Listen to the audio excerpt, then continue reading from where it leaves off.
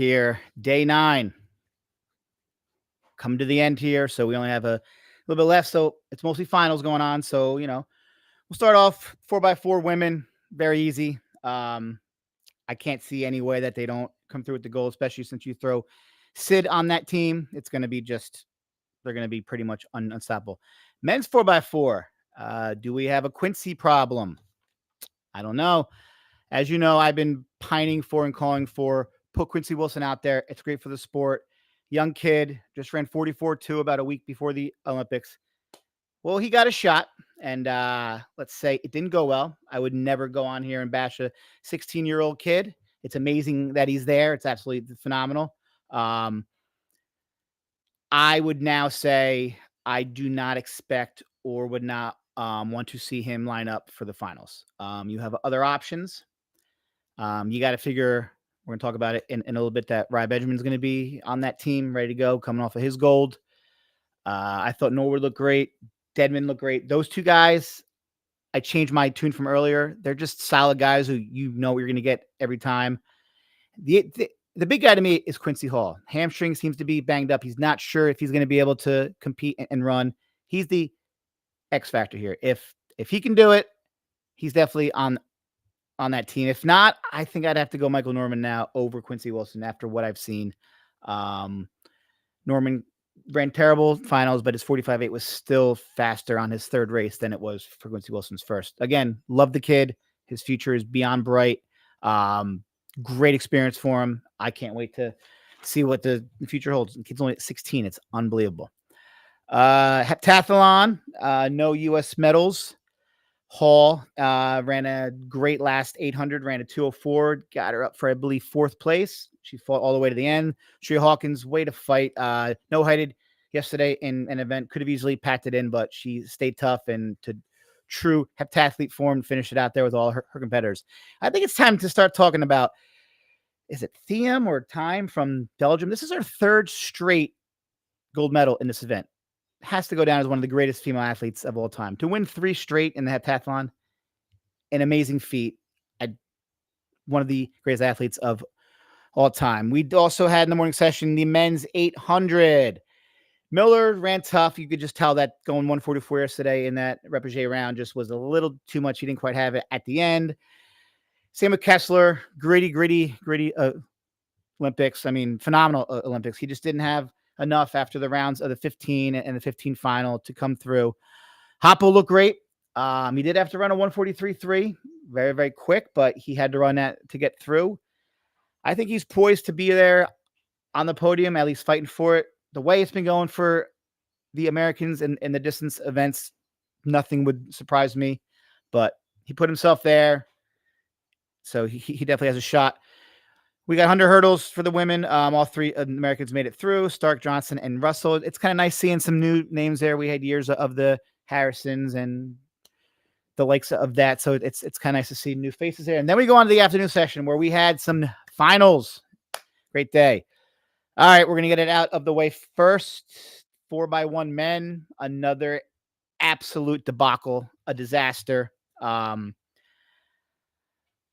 I don't know. Every single world champs or Olympics, it's the same thing. These guys never get together. They never practice their handoffs. I don't know. It's because this guy's sponsored by Adidas. This guy's sponsored by Nike. But for whatever reason, they can't get together. Maybe we need to go to a system where none of our top guys run. We take that next tier. Still guys who can break 10.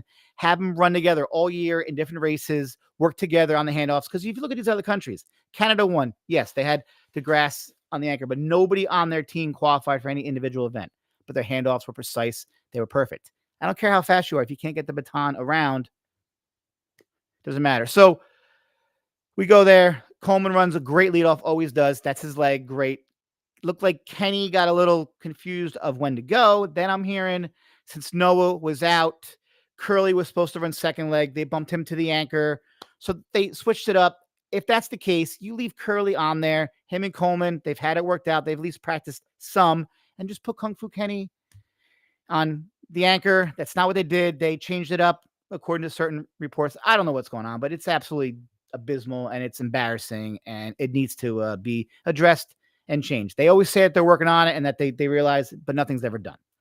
On the other hand, women 4x1 handoffs were not great, but in that event, speed just prevailed. They were just faster. Shikari gets it probably in third, goes off, hands off first, has a little side look for the Great Britain competitor, Nita. So that was kind of a little dig at her, I think. Women's shot put, O'Genley from Germany gets the gold. Men's triple jump, Diaz Fortin from Spain. Women's 400, Paulino 48.15 gets the Olympic record. Everybody in that race was under 50 seconds. I can't think of a time we've ever had any race where all women were under 50 seconds for 400 meters. Absolute amazing race. Congratulations to Paulino. 48.15 Olympic record. Now we get on to the 10K women. Very, very slow.